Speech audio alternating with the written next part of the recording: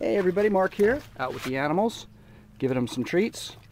And in this video, I wanted to share with you some ways that you can try and be collecting as much of the solar's energy into your collector, into your solar panel as possible, so that when you need the energy, you've got the most amount of output.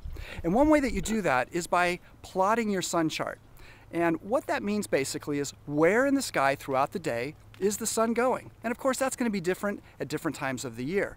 But it's important that you know where it's going so you know how to position your collector, your solar panel, so that it's getting as much of the solar light as possible, so that it's collecting as much energy as possible.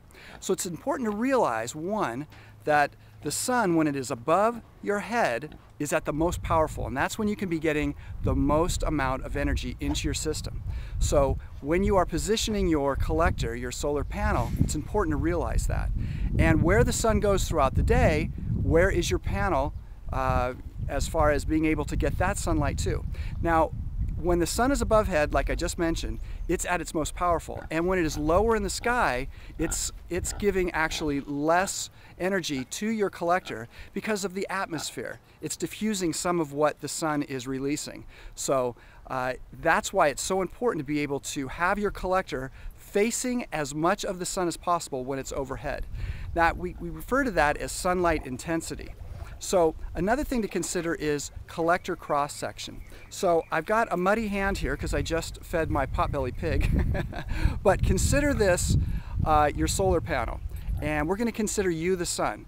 So when you are overhead, and if my panel is directly facing you, the sun, well then I'm maximizing the amount of sunlight intensity when it's at its greatest, so that I can be collecting as much energy as possible.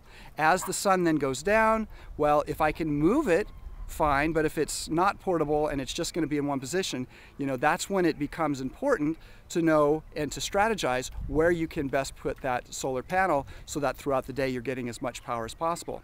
Now, another thing to consider is the collector cross section. Now, I gave this example, but if the solar panel were like this, well, of course it would be getting less energy from the sun, and then you'd be able to expect less energy output from your generator. So that's why it's really important to be able to face the sun when it's directly overhead as much as possible.